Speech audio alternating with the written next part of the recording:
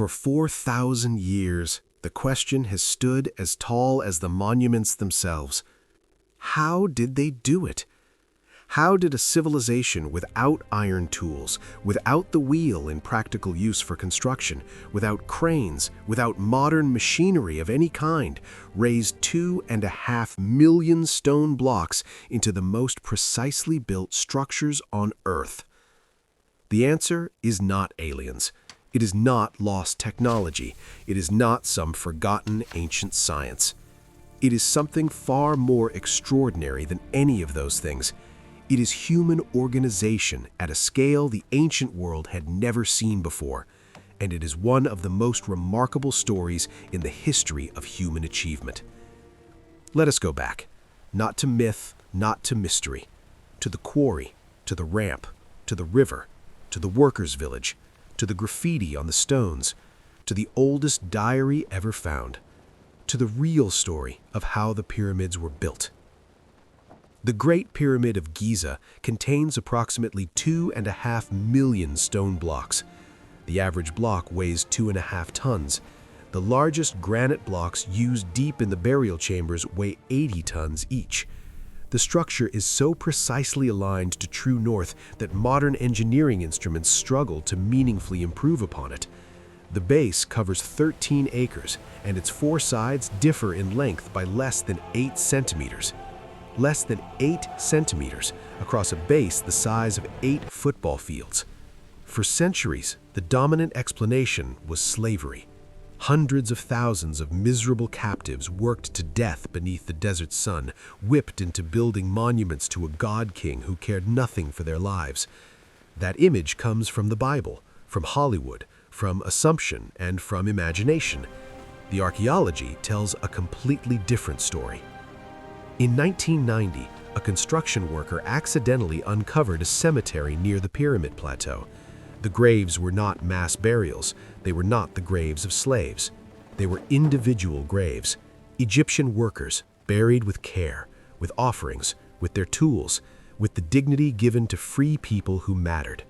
Some were buried so close to the pyramid itself that they would share in the divine power in the afterlife. Slaves are not buried with honor beside the thing they were forced to build. Further excavations uncovered the workers' village, a permanent settlement capable of housing up to 20,000 people at a time. They had industrial bakeries producing thousands of loaves a day. They had breweries, a hospital with evidence of successful bone surgery, cattle and sheep pens to feed the workforce with protein. The skeletal remains show that workers were well fed. They ate beef, they ate fish, they ate bread in quantities that indicate genuine state support. This was not a labor camp. This was a purpose-built industrial city, organized and provisioned by the Egyptian state. The workers came in rotating teams called files, groups of roughly 200 men cycling in and out every few months. Some workers were permanent, skilled craftsmen, master engineers, senior overseers who spent their careers on the plateau. Others were seasonal, farmers whose fields flooded with the Nile every year. During the flood season, the land was unworkable and unplantable for months. The state made use of that time. Instead of idle farmers waiting for the water to recede, Egypt had a ready workforce. And they were paid, not in freedom, in bread, in beer, in fish, in grain, in clothing, in the goods that constituted wages in a pre-monetary economy. The evidence is in the stones themselves. Graffiti found on pyramid blocks records the names of the work teams in the handwriting of the men who cut and placed them. Friends of Khufu, drunkards of Menkaure. These are not the words of enslaved men. These are names that men gave themselves with pride and identity. The stone came from 2 main sources.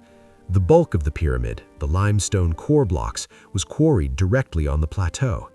A massive quarry sits just 500 meters south of the Great Pyramid itself. Workers cut the stone where they stood and dragged it horizontally to position. The inner logic of the site meant much of the material barely had to move. The harder stones, red granite for the burial chambers and passages, came from Aswan, 800 kilometers to the south. Those 80-ton blocks were cut from living rock, loaded onto specially built wooden barges, and floated down the Nile at the height of flood season, when the water rose high enough to bring them within reach of the plateau. Experimental archaeology has confirmed what ancient Egyptian paintings clearly show. Blocks were moved on wooden sledges poled over prepared surfaces. Workers poured water on the sand just ahead of the sledge to reduce friction dramatically. A papyrus discovered in 2013, the oldest papyrus ever found, is the diary of an official named Merer. It records in precise daily detail the logistics of transporting granite blocks by barge from Aswan to Giza. Not a theory, not a reconstruction, a first-hand account written 4,500 years ago. The ramp remains the most debated element. A straight external ramp long enough to reach the pyramid's full height would itself require more material than the pyramid contains, which is impossible. So engineers have proposed alternatives: a spiraling external ramp winding around the structure as it grew, or, more controversially, an internal zigzag ramp built within the pyramid itself, suggested by a French architect who identified internal notches that could only have been created from inside the structure during construction. The truth may be a combination of methods used at different stages of the build. The precision is what still stops modern engineers cold. The corners are within fractions of a degree of perfect right angles. The pyramid is oriented to true north with an accuracy of less than 1/10 of a degree.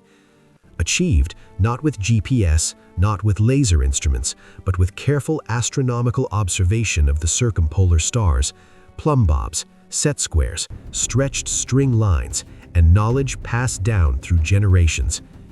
At peak construction, the workforce on the plateau numbered between 20 and 30,000. The full supply chain behind them, workers' quarries, barge operators, bakers, brewers, cattle herders, scribes, administrators, physicians, numbered in the hundreds of thousands. Building the pyramid was not merely a construction project. It was the organizing force of an entire civilization. It justified taxation, it centralized power, it created loyalty through shared purpose. When a farmer gave months of labor to the pharaoh's monument, he was not simply building a tomb, he was investing in his own place within the divine order of the universe. The Egyptians believed the pyramid was a machine for transformation, for resurrection. The king would enter it as a mortal and become a god. And by building it, every block placed, every ramp climbed, every chisel strike, the workers were participants in that divine act. That is what moves 2.5 million blocks. Not whips, not alien intervention, not mystery. Belief, bread, organization.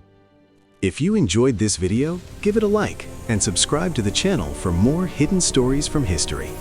Thanks for watching, and see you in the next video.